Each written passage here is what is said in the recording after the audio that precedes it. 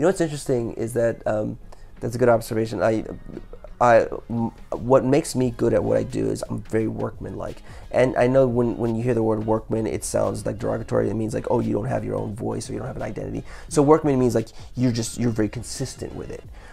So when I was a kid, when people would say like, oh, that's super cool, they'd be like, oh, draw me this.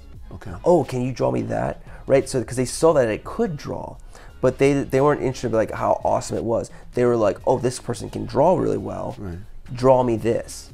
Do this. Make a Ninja Turtle. Right. Make a you could do it. Yeah. Draw Egon, you know, right. or draw Garfield, or like so basically I was able to replicate other artwork and stuff like that. And that's kind of what I do today. Is you know, I work with giants, and I can draw and I can create cool things, but I'm at my best when someone's like, here's a reference image, here's my painting, or here's the direction, and you go, make boom, that, and I can make these really cool things. Gotcha. You know. Now, when you say you work with giants, what do you mean? So obviously my boss is Arthell Isom, right. And I guess I could say the other boss would be Darnell Isom, because they're twins. And wait, he's a twin? Yeah, and so they're both here. The other one works in Hollywood. He works for Legacy Effects. Okay. He's like the senior guy at Legacy Effects, and if you don't know Legacy Effects, like if you've ever seen Avengers, right. or you've ever seen a Star Wars, right. he's the guy that builds that stuff. He builds the costumes. He designs the creatures. Okay, he does all that stuff like right. that. And then Arthell, of course, is the CEO for Day Art Shtajio, the company I work for. The first black-owned animation company in Japan, right? That's right, yeah. Wow. And you guys, how long have you two been together? I've known Arthell, I want to say about 5 years now. About 5 years. How long has he had his company here?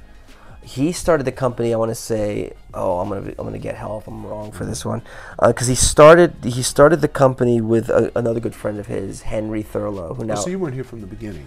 I wasn't at the very beginning. I think a year into their development of the studio, then I came into it. And literally I came in, like I literally helped build the studio, because like when I got in there, like all the stuff was on the floor, so I helped put tables together. Okay, so you were there from when the studio opened. You were there. Yeah. I was like, well, I'm like one of the first people there. Oh, that's good. From the start. But in terms of the idea of the company, was started between him and Henry Thurlow. I think at the time Arthell worked at Ogura Kobo, like specifically only did backgrounds and layouts, and so Arthell's like a world-class painter. He can paint anything. Like he could paint this hotel room and make it look photorealistic.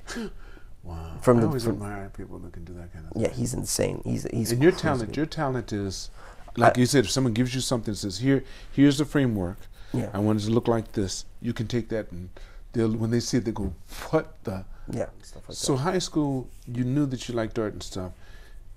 Is that what you focused on the most during high school, or you didn't get involved in any sports? No sports at all.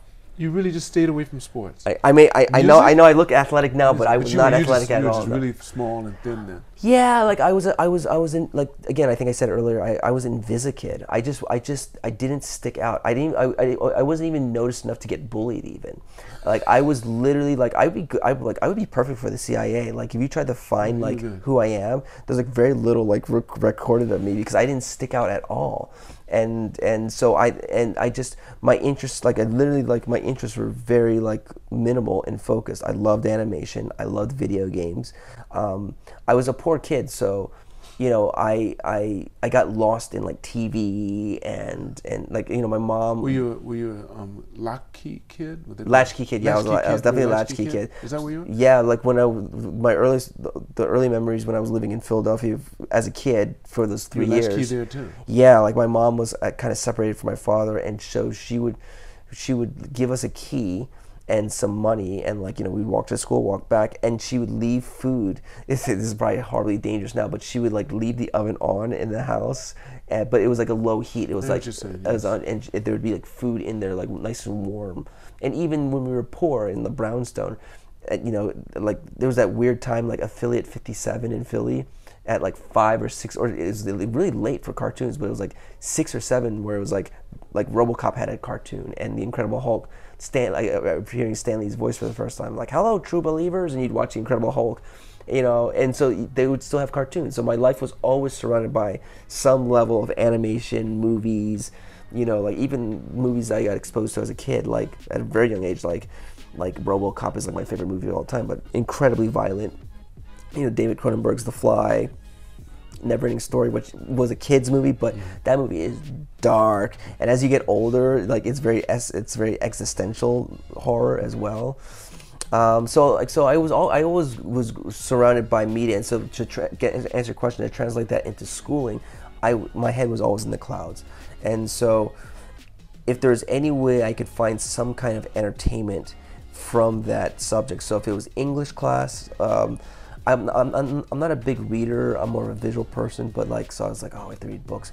But the good thing about the books was, like, if I had to read Ken Kesey's One Flew Over the Cuckoo's Nest, like the words would put me to sleep, but there'd be certain lines or sentences in those books that I can create a world inside my head, and I would like make the movie in my head, you know. Or Once and Future King, same deal, because it had all those what do you call it when something is in the present but they put it in the past, anachronism. Okay. I was always picturing like all the anachronistic things in the Arthurian legend, like Merlin would like use a cell phone or something to talk, even though it's in the past and stuff like that. Or if I was in a biology class, right? You know, my favorite days is when the teacher's like, okay, we're gonna watch like the age of the dinosaurs, and that, like, because it was visual medium, then I can do that.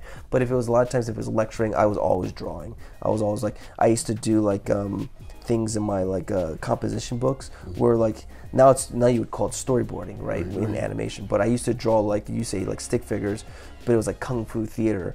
But I would draw sequentially, like well, close. That came later, but what I would do is I like 1, 2, 3, 4, and I'd draw like 2 guys, right? And one guy's like pushes the other guy. He has a knife. He tries to stab the other guy with a knife, and the other guy grabs the guy's arm, and then like that's like so. Like number 1 is the 2 guys, guy with a knife. Number 2, the guy with the knife tries to stab the other guy, and then number 3 is the guy grabbing the other guy, and then number 4 is the payoff, and then like breaking the guy's arm, and then putting the knife in the guy's like thing. Now I'm a kid, right? So I don't know the words or the vocabularies. But this is what I'm doing is what you call like storyboarding. Okay, right. You know, and also you're telling a story narratively. You know, here's the setup, and then the last frame, here's the payoff, here's the gag, right? So you